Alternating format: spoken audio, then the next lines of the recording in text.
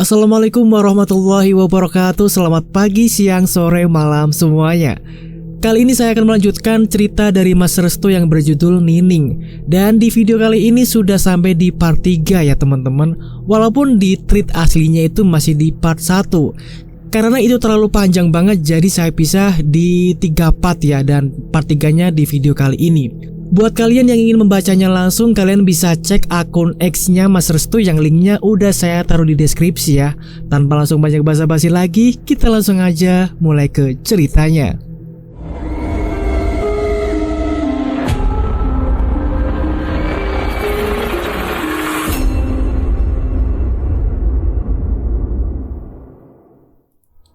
Pak Hanif dan Irsyad segera memasuki rumah Pak Luhur. Sepertinya bakal ada pembicaraan yang serius di antara mereka mengenai kejadian tempo hari. Aku telah mengetahui semuanya, Irsyad. Kamu sudah salah langkah. Kita harus membendung kejadian yang akan datang. Hah? Apa maksudnya? Tanya Pak Hanif pada Pak Luhur. Persyaratan teluh yang kau lakukan itu ada yang salah. Rambut yang kau berikan itu adalah milik Nining, bukan? Dia sudah tak perawan lagi. Benar, Pak. Aku telah bertanya padanya langsung. Maaf. Aku tidak paham dengan pembahasan ini. Pak Hanif menatap tajam wajah Irsyad. Dirinya mencium bau tidak sedap dalam pikiran Irsyad. Apa jangan-jangan kau yang telah membuat kejadian ini terjadi? Irsyad hanya mengangguk pasrah. Apa yang kau pikirkan, Syad? Kau tahu sendiri, resikonya sangat besar. Aku tak tahu, makanya aku sekarang menyesal dengan tindakanku. Menyesal pun tak ada guna. Sekarang akan sangat rumit lagi. Apa maksudmu? Tanya Irsyad. Akan ada wabah pagebluk di desa kita. Wabah ini akan memakan banyak korban. Aku tak yakin kita semua akan selamat. Wabah pagebluk? Apa maksudnya? Wabah ini sangat mematikan. Kita perlu menghentikannya dengan cara apapun. Bagaimana mungkin kau bisa tahu? Tanya Irsyad. Kau tak merasa salahkah? Setiap seserahan yang dilakukan akan ada dampaknya jika terdapat kesalahan. Sudah, hentikan. Yang harus kita lakukan adalah bagaimana caranya mempersiapkan ini semua. Terkhusus anak-anak kecil. Mereka semua rentan untuk terkena wabah ini. Jelas Pak Luhur. Saya ikut jalannya saja. Syad, awasi Nining. Jangan sampai bocor rahasia ini. Siap, Pak. Jadi, apa rencana kita untuk menghentikan wabah pagebluk yang akan melewati tempat ini? Seserahan, jawab Pak Luhur. Seserahan? Apa maksudnya? Harus ada yang dikorbankan. Tidak, jangan sampai ada korban lagi. Kita tidak boleh mengorbankan satupun warga untuk seserahan. Ini di luar adat nenek moyang kita. Jelas Pak Hanif sambil menghela nafas dan menenangkan dirinya. Tak ada cara lain, Nif. Purnama sebentar lagi. Esok hari wabah itu muncul. Pak Luhur menjelaskan kedatangan warga itu. Pak Hanif dan Irsyad hanya bisa berdiam diri. Tubuhnya melemas dengan pernyataan singkat dari Pak Luhur itu sendiri. Antisipasi saja, jangan ada warga yang keluar rumah. Musim wabah, setidaknya mereka tahu wabah ini bukan hanya kutukan, namun juga sebagai alur perjalanannya yang melingkari setiap sudut daerah sekitarnya. Zona nyaman akan tertukar dengan zona penderitaan. Setiap jiwa berhak menyelamatkan dirinya masing-masing. Din, saya dengar-dengar akan ada wabah pagebluk. Benar tidak? Kayaknya sih, tapi kenapa wabah itu kesini? Ya nggak tahu, kayaknya sih gara-gara salah seserahan. Hah? Maksudnya seserahan? Din, kamu tahu yang namanya santet? Tahu? Kenapa emangnya? Santet itu banyak seserahannya. Bisanya sih? Emangnya kalau seserahannya salah bakal ada dampaknya tah? Yaitu salah satunya wabah. Tapi katanya sih pagebluk. Semua warga sudah mengetahui wabah itu akan datang. Apalagi malam ini purnama akan turun. Segala rasa takut menghantui setiap lubuk hati setiap warga dan menghancurkan benak-benak untuk mendapatkan kenyamanan. Bahkan ayam ternak pun tak ada yang keluar. Oleh sebab itu wabah ini sangat ditakuti dan memiliki tingkat kematian yang tinggi. Wabah ini menyerang pernafasan dan dapat menular. Setiap warga meminta untuk memasuki rumah sebelum bulan purnama itu datang. Mereka mengira para demi juga akan turun dan ikut serta dalam penyebaran wabah ini. Setan itu ikut turun. Hah? Buat apa? Untuk menyebarkan pagebluk. Begitulah kira-kira percakapan antara Pak Hanif dan Bu Mala. Mah, jangan keluar rumah ya. Ingat, ayah akan bantu para warga yang terkena wabah pagebluk. Pah, jangan terlalu lama ya. Aku tidak tahu kapan gengsernya. Iya mah, aku paham. Pak Hanif segera menuju tempat Pak Luhur. Di sana sudah terkumpul 7 orang warga lainnya, yaitu Pak Warno, Pak Wahid, Pak Luhur, Irsyad, Nining, Muhaimin, dan Bidin. Kalian sudah ngumpul? Tanya Pak Hanif. Dari tadi. Oke, karena sudah pada ngumpul, langsung saja ya. Begini, wabah ini sudah pernah mendiami di sini, tapi sudah lama banget. Pak Hanif menjelaskan dengan seksama. Sebentar Pak, apakah ada pencegahan? Tentu saja ada, yaitu harus menari di tengah hujan lebat selama pagi hari. Hah? Jangan bercanda Pak, teriak Bidin. Itu sudah dari zaman leluhur untuk menolak bala. Lalu apa lagi Pak? Ada 2 kemungkinan. Jika penari itu berhasil, yaitu dia akan mati atau akan kehilangan beberapa fungsi tubuhnya. Tidak Pak, tidak usah diteruskan. Ini sama saja memakan korban. Setiap sesuatu ada pengorbanan. Sudah, kita ambil jalan tengahnya. Jangan mengedepankan ego. Ini masalah kita bersama. Lalu apa yang harus kita lakukan?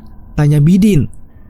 Sementara ini kita arahkan para warga untuk tidak keluar rumah, terkhusus yang anak kecil, karena sangat rentan. Pak Warno, bagaimana dengan Apta? Alhamdulillah Nif, Apta baik-baik saja. Hanya saja dia masih sakit-sakitan.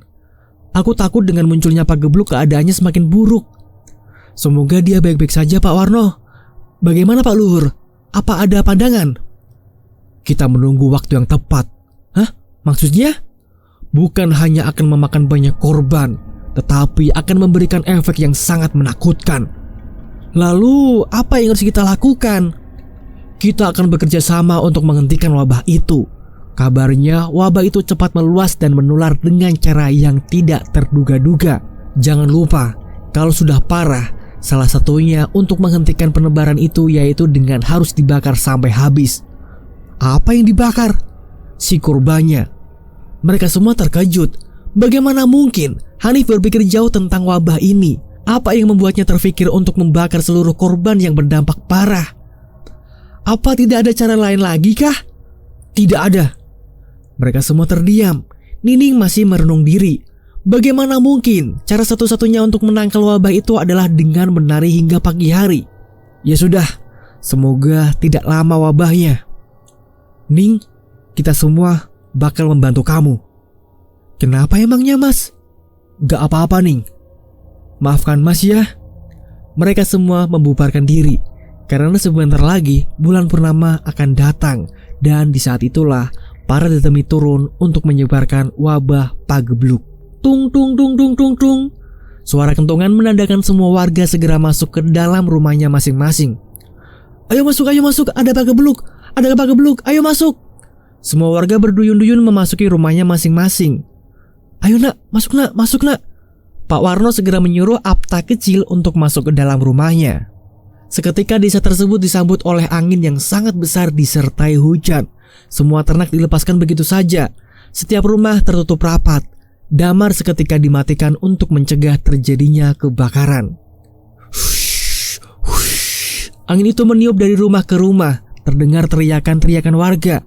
Ada yang merasakan kesakitan, kepanasan, gerah hingga keluar rumah karena tubuhnya seperti terbakar. Sakit! Panas! Tolong! Pak Hanif masih menanggapi perut Bu Mala sembari membacakan bacaan-bacaan. Mah, sembunyi di tempat tidur ya. Papa ingin mengambil air hangat dulu. Mama demamnya tinggi. Iya Pak, jangan lama-lama. Pak Hanif segera mengambil air hangat untuk menurunkan demam Bu Mala. Sementara di luaran sana banyak warga yang keluar rumah karena hawa panas yang menyerang tubuh mereka. Panas! Sakit! Pak Warno yang melihat kejadian itu segera menyuruh istrinya untuk membawa Arya menuju kamar dan bersembunyi di bawah tempat tidur. Pagebluk sudah menyerang, bersembunyi di bawah tempat tidur. Iya Mas. Lain dengan Pak Luhur, dia sedang menyiapkan momen ini untuk mengangkat namanya. Pagebluk sudah mulai. Bakalnya rotasi hidup bakal unggul di kita. Banyak warga yang berjatuhan di jalanan karena wabah itu. Ada yang masih bertahan dan mencari perlindungan ke tajuk dan tempat sakral lainnya. Pak Luhur, tolong kami!" Teriakan warga menggedor-gedor depan rumah Pak Luhur.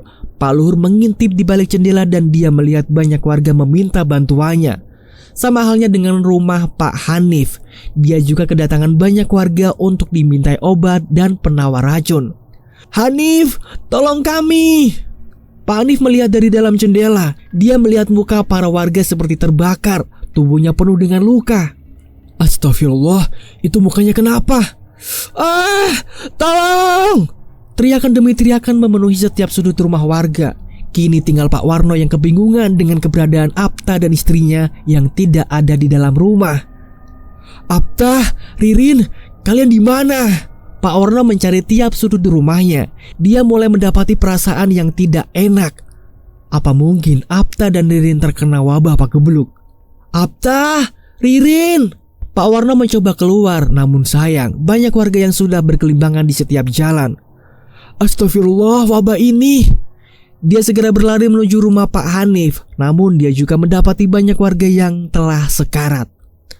"Pak Hanif, Pak Hanif yang sedang mengompres dahi Bu Mala langsung berhenti seketika. "Mah, itu suara Pak Warno. Ada apa ya?" "Pak, cepet tolong, barangkali dia meminta bantuan pada kita." "Tapi Mbah, di luaran sana banyak sekali korban berjatuhan." "Pak, cepet, kasihan." Pak Hanif hanya terdiam. Dia tetap mengompres dahi Bu Mala. "Hanif, tolong! Hanif, keluar!" Bu Mala tampak tak tega mendengar suara rintihan dari Pak Warno. "Apta, Ririn!" "Pak, cepet bantu! Apta dan Bu Ririn sepertinya terkena wabah pagebluk." "Mah, untuk saat ini kita tidak bisa berbuat apa-apa. Wabah ini menular." "Pak, kasihan Pak Warno." Suara rintihan itu masih terdengar. "Hanif!" Pak Warno hanya pasrah sambil menggedor-gedor pintu rumah Pak Hanif. "Hanif, kamu tidak kasihankah dengan saya?" "Pak, tolong bantuin." "Mah, kalau Papa bilang tidak ya tidak. Kamu tidak usah melawan kehendak Papa. Di luar berbahaya." Pak Warno masih menangis. Dirinya tidak tahu harus berbuat apa lagi. Dia mencoba untuk bangkit. Dia kuatkan hatinya serta pikirannya. Pak Warno berdiri tegak walau serasa sakit. Tubuhnya menahan beban, menahan rasa bersalah dan kekesalan.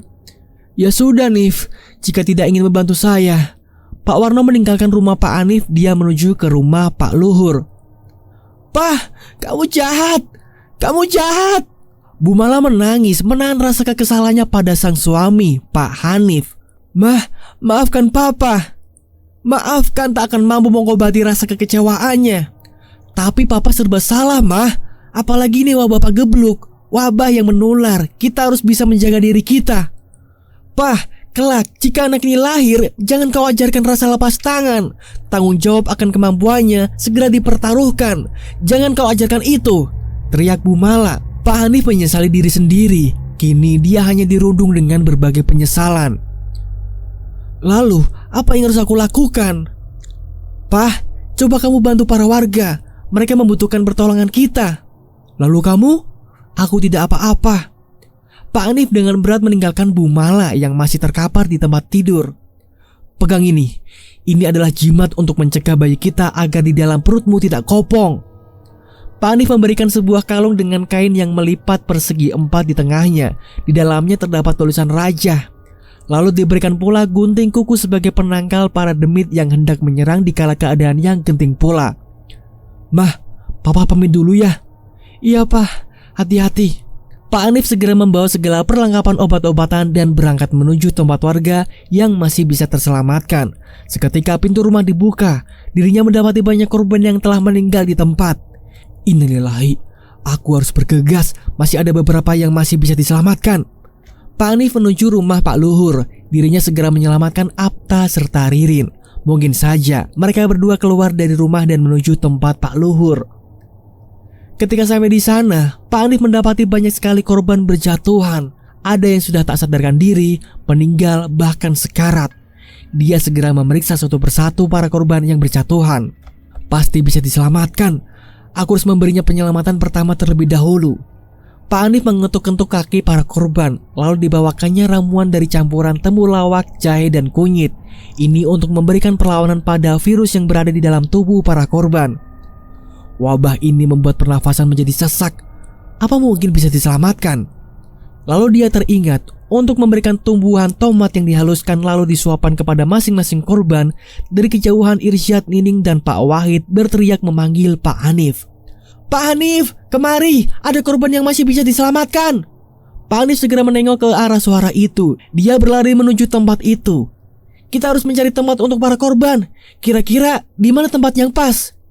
Balai desa, ayo ke sana. Semua korban dibawa menuju balai desa.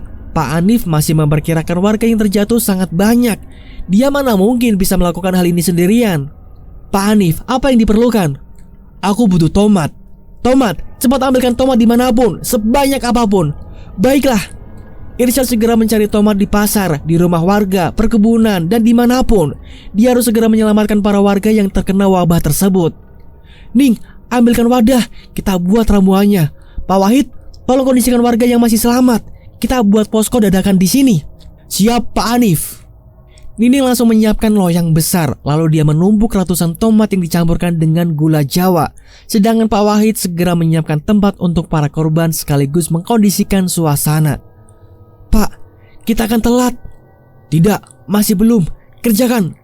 Pak Hanif segera mengambil sebuah pisau, lalu dia menyobek beberapa kain untuk menghentikan pendarahan. Ning, ambilkan daun kayu putih di situ. Nining segera mengambil daun kayu putih. Dia bingung dengan pikiran kritis dari Pak Hanif. Untuk apa?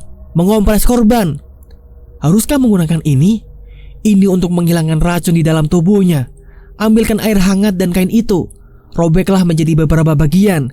Tidak terlalu kecil juga besar. Nining segera melakukan perintah Pak Hanif. Dia harus mengerahkan seluruh tenaganya. Sementara itu, Pak Luhur segera menjadikan momentum ini sebagai pengambilan jasad warga satu persatu. Aku akan mengambil jasad ini sebagai pembatas antara diriku dan Pak Hanif. Lalu di lain sisi, Irsyad segera membawa tomat yang jumlahnya sangat banyak. Irsyad, bawakan itu ke tempat Nining. Siapa? Nining segera menyiapkan kembali alat-alat yang akan digunakan untuk menumbuk. Ning, sini gantian. Tidak usah mas, aku masih kuat. Bantu Pak Wahid, dia kesusahan mengkondisikan para korban. Baiklah Ning. Tanpa dirasa, Irsyad sedikit kecewa. Dirinya mungkin akan sedikit bersabar dalam menghadapi sifat dingin Nining. Pak Hanif, gawat. Kenapa Din? Mohamin dan Bitin segera mendekati Pak Hanif dengan perasaan was-was. Pak Luhur. Kenapa dengan Pak Luhur? Para korban yang berada di tempat Pak Luhur semuanya raib, hilang tak tersisa. Mana bisa? Nining kesal dengan perlakuan Pak Luhur. Si bangsat itu harus diberi pelajaran. Ning, mau kemana? Tanya Irsyad. Bukan urusan kamu. Irsyad tercengang dengan ucapan Nining. Dia segera menarik tangannya. Biar aku saja. Jangan ikut-ikutan, ini bukan urusan kamu. Aku akan mendampingimu. Nining hanya diam, lalu dia pergi menuju tempat Pak Luhur. Sial, si Luhur itu benar-benar licik. Pak Hanif masih bergelut dengan racikan obatnya. Sedikit demi sedikit korban sudah membaik. Hanya saja mereka yang terkena luka bakar tidak bisa diselamatkan. Di sela-sela kesibukan yang terjadi, Pak Warno datang sembari menangis. Nif, tolong kami. Astagfirullah Pak, kenapa?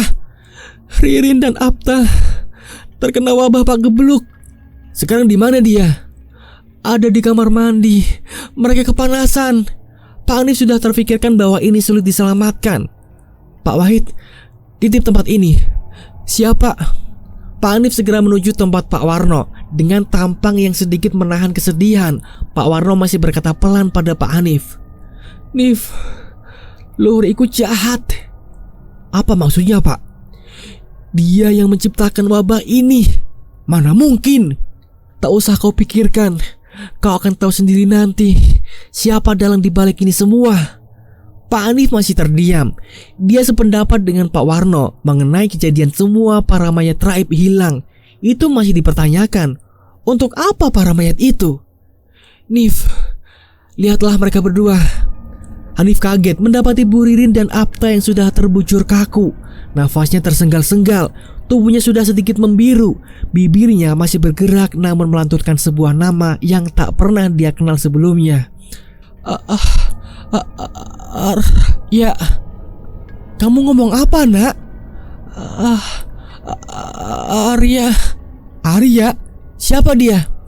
Pak Hanif dengan segera memeriksa kondisi Apta. Sementara itu Bu Ririn sudah meninggal di tempat. Ririn, maafkan aku. Pak, Apta masih bisa diselamatkan. Bawa dia menuju pos di dekat balai desa. Siap, Nif. Pak Hanif dan Pak Warno segera mengangkat tubuh Apta. Bagaimana dengan Ririn? Nanti aku serahkan pada Pak Wahid dan yang lainnya untuk mengambil jasad Bu Ririn. Baiklah, Nif. Pak Luhur segera membawa semua mayat itu di sebuah rumah kosong yang dekat dengan lapangan. Mayat yang dijadikan satu dalam satu tempat membuat rumah itu sesak akan banyak mayat. Jangan sampai warga tahu. Nining dan Irsyad menuju tempat Pak Luhur. Namun yang didapatinya hanyalah kekosongan dan suasana sunyi. Luhur, keluar kamu! Nining menggedor-gedor rumah Pak Luhur. Namun dia tidak melihat tanda-tanda aktivitas di dalam rumah tersebut. Sepertinya Pak Luhur telah membawa mayat itu di suatu tempat. Di mana? Ada rumah kosong dekat sini. Maksudmu? Kita cek ke sana. Nining mengiyakan ajakan Irsyad. Di sepanjang perjalanan Irsyad hanya terdiam. Dia menampakkan muka kosongnya dan suasana ketidakpercayaan diri. Ning, kamu masih marah? Tidak. Lalu kenapa kamu diam? Aku diam karena ada yang harus aku lakukan. Apa maksudnya? Para warga harus diselamatkan. Banyak warga yang terjatuh. Aku harus segera membantunya. Oh, begitu. Ning, aku ingin bercerita. Ceritalah. Tapi jika selesai ini, aku ingin mengatakan sesuatu. Terserah kau, Mas. Di mana rumahnya? Itu di depan sana. Sambil menunjuk ke rumah kosong yang tak layak pakai. Di sana terdapat lapangan yang luas dan pepohonan liar yang mengelilingi rumah tersebut. Inikah rumah yang kau maksud? Kenapa emang? Aku merasakan sesuatu yang tidak biasa. Apa maksudmu, Ning? Kematian. Nining segera memasuki tempat itu. Jendelanya sudah ringsek parah. Genting-genting sudah banyak yang rusak. Sepanjang mata memandang, di situ sawang berjejeran liar. Di tembok, atap rumah, bahkan di sela-sela kursi. Kamarnya ada 3. Kenapa emang? Ada yang tidak beres. Maksudmu? Lihatlah ini. Nining menunjukkan sebuah pangilon atau cermin tua dengan rekatan aneh di sekelilingnya. Pangilon kutukan. Ning, jangan mengada-ngada. Tidak, apa yang aku katakan? Panggilan kutukan. Apa maksudnya? Aku tak paham, Ning. Lupakan, Syad. Kita harus mencari semua mayat yang raib itu. Mereka menyusuri kamar demi kamar. Mereka mendapati posisi dapur yang berhadapan langsung dengan pintu rumah. Siapa pemilik awalnya? Tidak ada yang tahu. Lihatlah, posisi dapur aneh.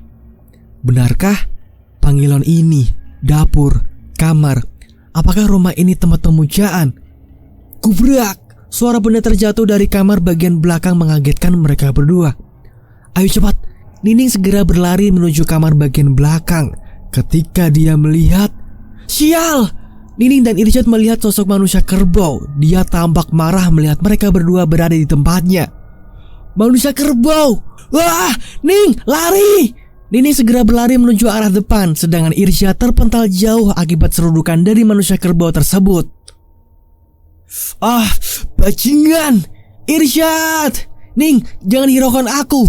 Ayo sana ke Pak Hanif. Kasih tahu semua orang. Nining segera berlari menuju ruangan depan. Baru saja kakinya melangkah menjauhi Irsyad dan manusia kerbau tersebut, dirinya ditarik oleh sesuatu dengan tenaga yang sangat kuat. Nining! Ah, Irsyad! Tolong! Nining tak berdaya. Tubuhnya terangkat dengan tangan kuat yang mencekik lehernya. Nining mencoba melawan. Dia mencoba bergerak sebisa mungkin. Namun semakin dia bergerak, semakin kuat juga cekikan leher yang dia terima. Luhur, lepasin Nining! Kamu sudah melanggar janji, bangsat! Irsyad mencoba bergerak menuju tempat Nining. Namun dia langsung terpental dan menabrak tembok. Darah segarnya mengucur perlahan dari dahinya. Lepasin Nining! Tikus kecil, jangan sampai lolos! Nining sudah tak berdaya, tubuhnya melemas. Bawa Irsyad ke ruangan belakang. Manusia kerbau itu mengiyakan. Dia menyeret tubuh Irsyad ke belakang rumah. Kamu akan saya jadikan pendamping saya. Pak Luhur segera membawa Nining menuju tempat pemujaannya. Dia disenderkan pada sebuah kursi dan disediakan pula beberapa barang-barang aneh seperti keris, bawang merah, kayu manis, dupa, kemenyan, dan lain-lain. Penari akan tetap menjadi penari. Kamu akan tahu tentang dunia teluh dan seisinya. Jangan pernah kaget. Pak Hanif dan yang lainnya sempat kebingungan. Di manakah Irsyad dan Nining? Apakah mungkin dia dijadikan sandera oleh Pak Luhur? Pak Wahid segera menyiapkan bahan-bahan untuk mengompres tubuh para korban yang masih selamat. Aptah, tubuhnya mengelupas, demamnya naik. Pak Wahid segera memberikan ramuan dari kayu putih lalu ditempelkan pada kain yang sebelumnya telah dicelupkan di air hangat. Kemungkinan besar Apta masih bisa diselamatkan. Ini memungkinkan terjadinya infeksi di saluran pernafasannya. Lalu apa langkah kita? Tanya Pak Warno. Kita menunggu Irsyad dan Nining. Aku merasakan sesuatu yang tidak enak. Dari kejauhan tampak Pak Luhur mendatangi Pak Hanif. Selamat malam, Pak Hanif dan yang lainnya. Apa yang terjadi? Dengan wajah tanpa dosa, Pak Luhur menyapa Pak Hanif dan lainnya dengan halus, munafik. Selamat malam, Pak Luhur. Apa yang terjadi dengan Irsyad dan Nining? Mereka berdua sedang beristirahat di tempatku.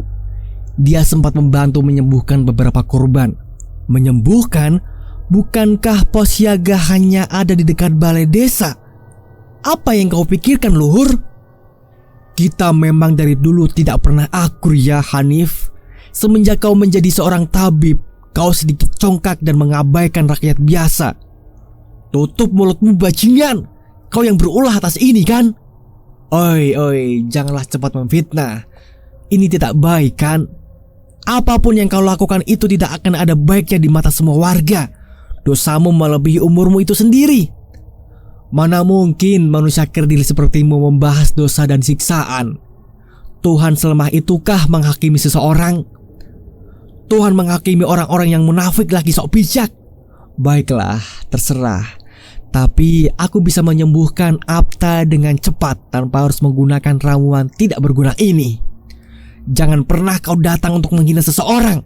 Tenang Nif, tenang. Kita tidak boleh gegabah. Dengarkan dulu. Pak Warno memang hebat dalam menenangkan suasana.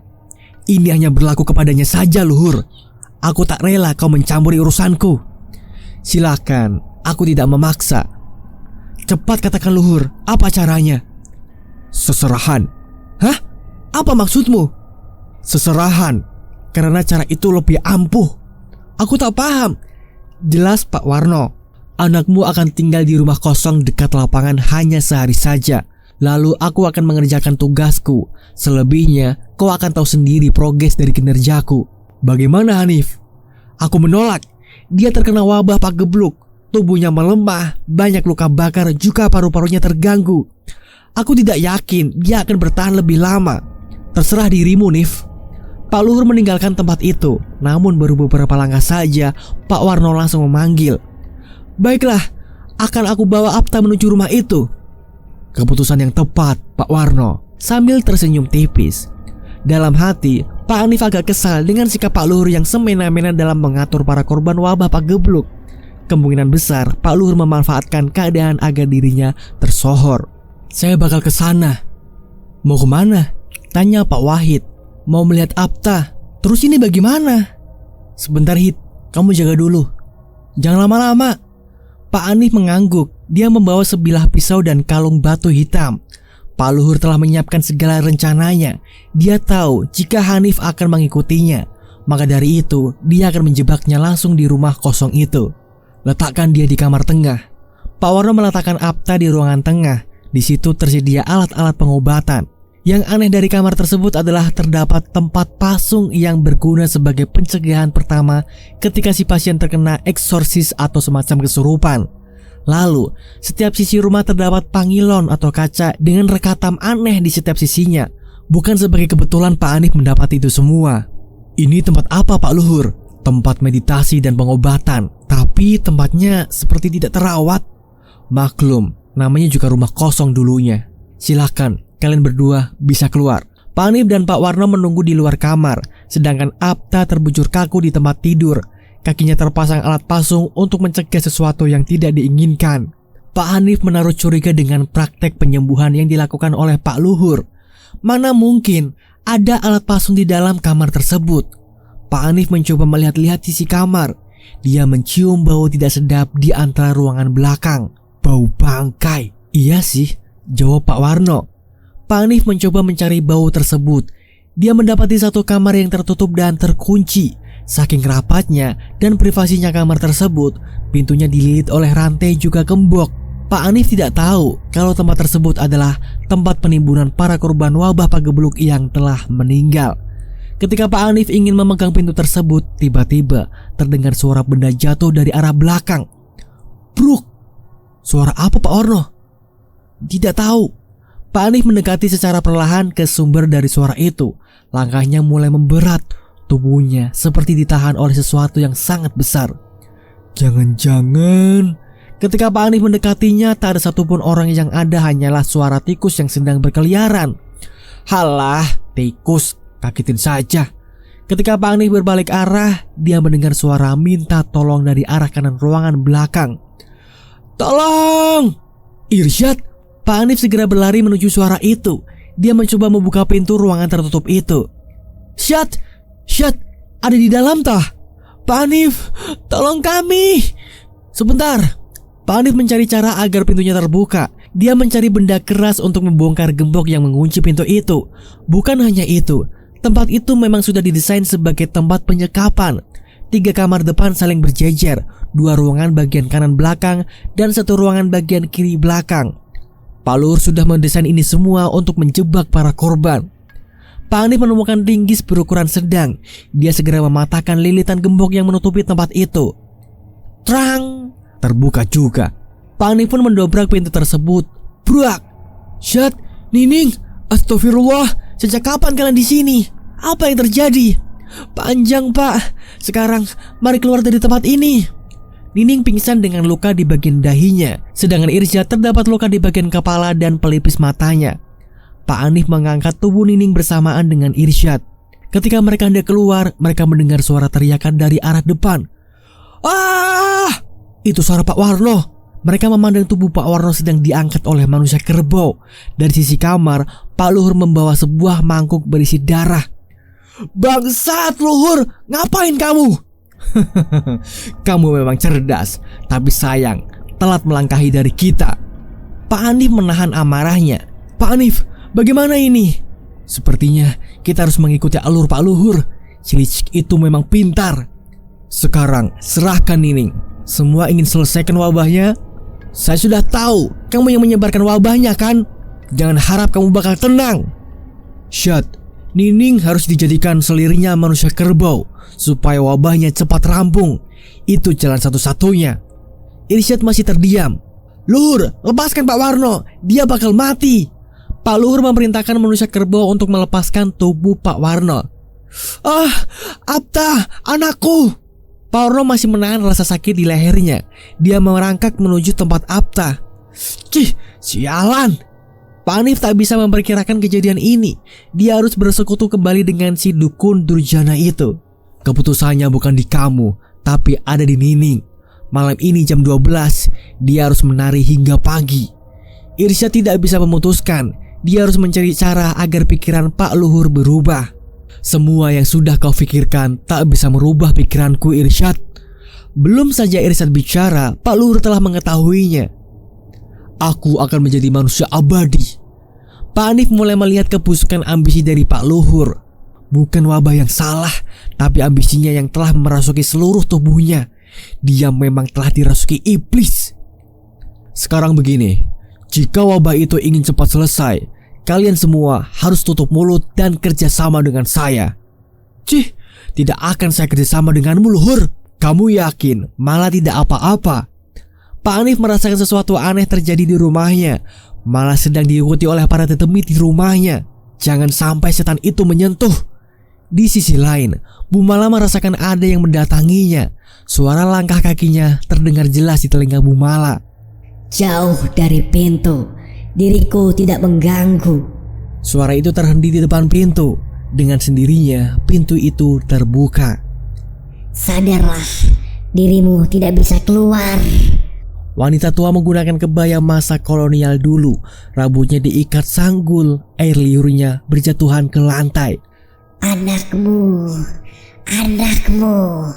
Bu Mala tidak bisa melakukan apa-apa. Dia stres berat, perutnya merasakan kontraksi hebat. Anakmu.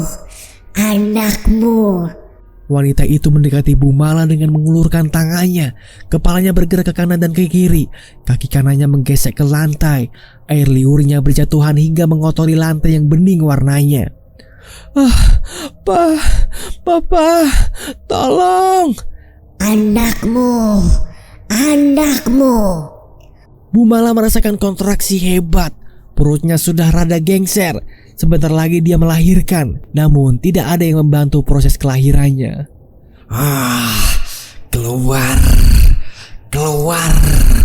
Wanita kebaya itu memegang perut Bu Mala. Dia membantu Bu Mala Melahirkan. Anakmu. Anakmu.